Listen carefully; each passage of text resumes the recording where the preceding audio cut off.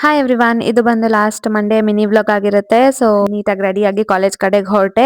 And actually ನಮ್ಮ ಕೊಲ್ಲಿಗ್ ಒಬ್ರು invitation ಕೊಟ್ಟು ಹೋಗಿದ್ರು. ಅವ್ರ ಕಸಿನ್ ಮದ್ವೆ ಇದೆ ಅಂತ ಅನ್ಬಿಟ್ಟು, ಸೊ ಅಲ್ಲಿಗೆ ಹೋಗ್ಬೇಕಿತ್ತು ನಾನು ನನ್ನ ಕೊಲೀಗ್ಸ್ ಎಲ್ಲ.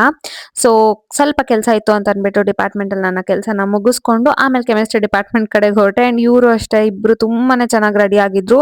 ಸೊ ಎಲ್ಲಾರು ಸೇರಿ ಮದ್ವೆಗೆ ಹೋಗೋಣ ಅಂತ ಅನ್ಬಿಟ್ಟು ರೆಡಿಯಾಗಿ ನಿಂತಿದ್ವಿ. ಫೈನಲಿ ವೆನ್ಯೂಗ್ ರೀಚ್ ಆಗಿ ಇವ್ರನ್ನೆಲ್ಲ ಮಾತಾಡಿಸ್ಕೊಂಡು ವಿಶಸ್ ನ ತಿಳಿಸಿ ಆಮೇಲೆ ಲಂಚ್ ಇದ್ದೇ ಇರುತ್ತಲ್ವಾ, ಸೊ ಅದನ್ನ ಸಹ ಕಂಪ್ಲೀಟ್ ಮಾಡ್ಕೊಂಡ್ವಿ. ಅಂಡ್ ಅದಾದ್ಮೇಲೆ ರಿಲಯನ್ಸ್ ಟ್ರೆಂಡ್ಸ್ ಬಂದ್ವಿ. ಬ್ಲಾಕ್ ಫ್ರೈಡೆ ಸೇಲ್ ನಡೀತಿತ್ತು ಅಂತ ನನ್ನ ಹಸ್ಬೆಂಡ್ ಕೆಲವೊಂದು ಬಟ್ಟೆ ಬೇಕಿತ್ತು ಅಂತ ಬಂದಿದ್ದೆ. And it is my second time.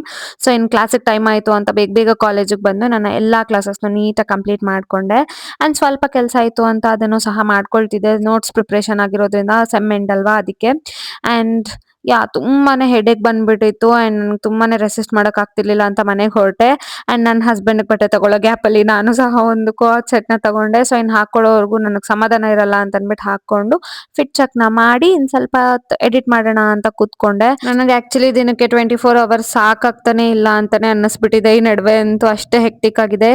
And in ಸ್ವಲ್ಪ ದಿನ ಅಂತ ಅನ್ಬಿಟ್ಟು ನನಗೆ ನಾನೇ ಸಮಾಧಾನ ಹೇಳ್ಕೊಂಡು ನನ್ನ ಡೇನ ಎಂಡ್ ಮಾಡಿದೆ. ಬಾಯ್ ಬಾಯ್.